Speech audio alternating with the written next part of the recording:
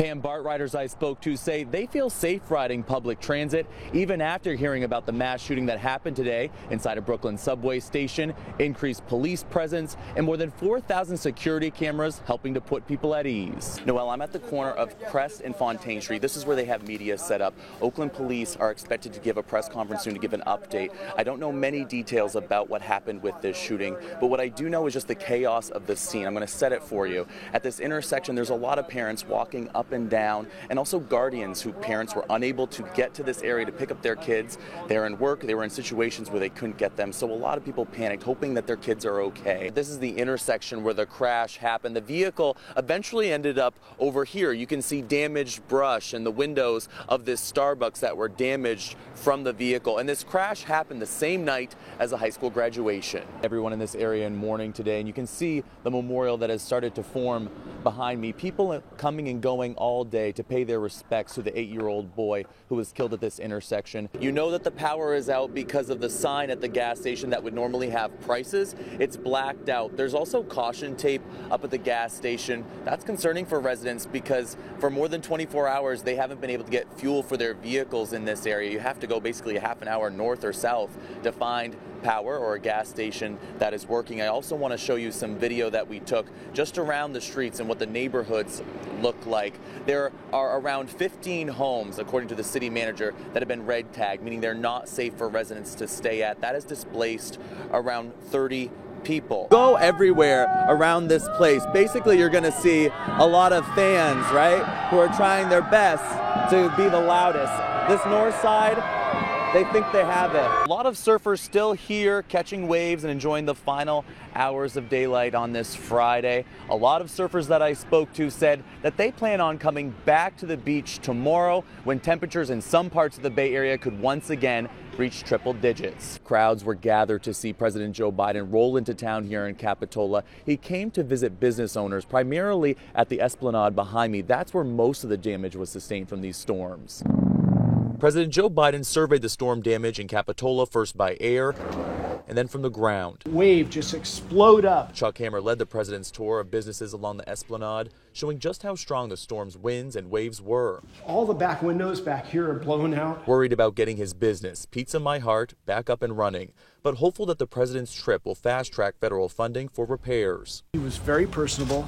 He truly wanted to hear the story of each one of the restaurant owners here. Hammer got his one-on-one, but even the crowds who only saw the president wave from a distance were excited about the visit. It was the second time Carla Vaughn got an experience like this. I have seen President Nixon when I was about 8 years old in Van Nuys, California. So it's my second president. Anywhere you go in Capitola, you'll hear stories of storm damage and long-term impacts. Just had some of our good clients come in and they're out of a job right now because the place that they're working is shut down because they have to do repairs. We flew over the entire area and parts of the state, they got more rainfall in a single day than they get in an entire year.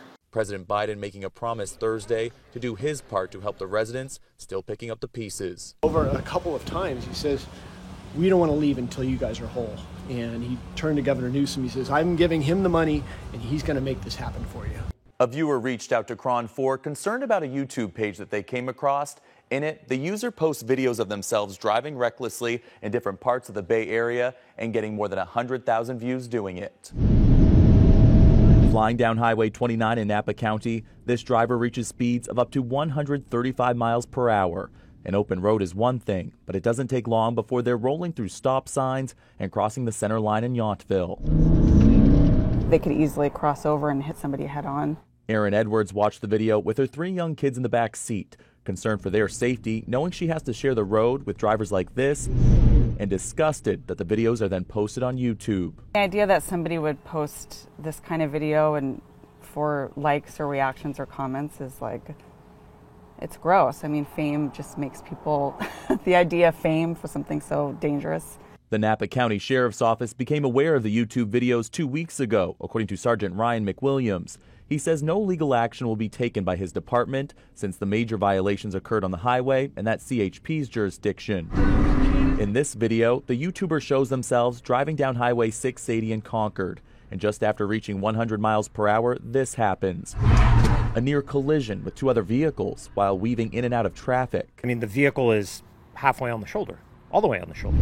I had CHP officer Andrew Barclay watch the videos. He explained why this kind of reckless driving is so dangerous. When people are engaged in reckless driving, they start to experience tunnel vision, which is their vision just narrows and all they really see is what's in front of them. They lose perspective of everything around them. Taking the chance of not seeing a pedestrian, another car, or a motorcyclist.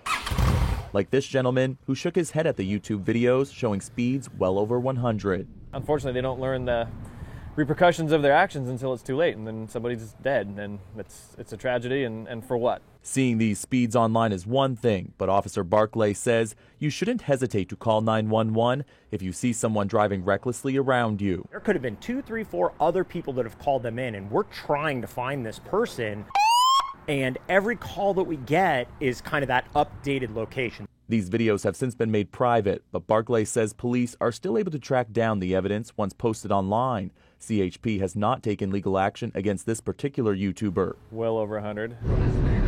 California Highway Patrol wants all influencers posting content glorifying criminal speeding to know that the crime should be avoided from the start. The reason it's taken so seriously is because it's now a decision that you're making, but you're forcing that poor decision onto everyone else around you. While music plays and a packed house waits for the Princess show at Oasis to start, the cast of drag performers prepares backstage. It's all good. Thank you. Including the host of the weekly San Francisco show, Cochina Rude. She spends her Saturday nights surrounded by color, sparkle, and pride. You look incredible. Thank you. At 10 p.m., the curtain opens, and Cochina starts the show with her co-host, Lisa Frankenstein. I'm Cochina Rude, everybody. Introducing themselves and the cast of colorful performers who wow audiences and earn their cash tips. But 2 years ago, Cochina earned a second title, Narcan Queen. Every time we start the show, I always look to make sure we have Narcan. She spends her day job with the California Department of Public Health, working in harm reduction for the last decade. Cochina has seen the grip that the opioid epidemic has had on San Francisco, especially fentanyl in areas like the Tenderloin. In September of 2021, things got very real when a friend of hers overdosed at a party. I realized that so many people who were present were not getting the information that they needed around how to recognize an overdose and how to use Narcan. Cochina took matters into her own hands and 1 month later brought her day job to her night job. Let's talk about harm reduction. After every intermission at Princess, Cochina starts the second half of the show by telling audience members how to recognize an overdose. Pale in the face and then their lips are blue or purple. And then how to reverse that overdose using naloxone, also known as Narcan. 2 different nostrils. It takes 2 to 5 minutes to work. After her tips and how-to advice is done, Cochina hands out packets of Narcan for free to those who want it. Make a plan, carry Narcan, know how to use it. Almost 2 years since I started doing this, we've given away over 2,000 doses of Narcan. For free. She's extremely proud of the work, especially when the show is over and audience members come up to speak one-on-one. Might be even telling me about their own experiences, and I've also spoken with people who have been Narcaned and who have overdosed themselves, and I feel really honored that people feel comfortable sharing their stories with me. She admits that it wasn't easy to bring harm reduction into a weekly drag show, but if it was easy, everyone would be doing this. Thank you so much. Saving lives and proudly wearing the title Narcan Queen. We have learned to do this out of necessity, and we're going to continue doing it now. In San Francisco, Rob Nesbitt, KRON 4 News.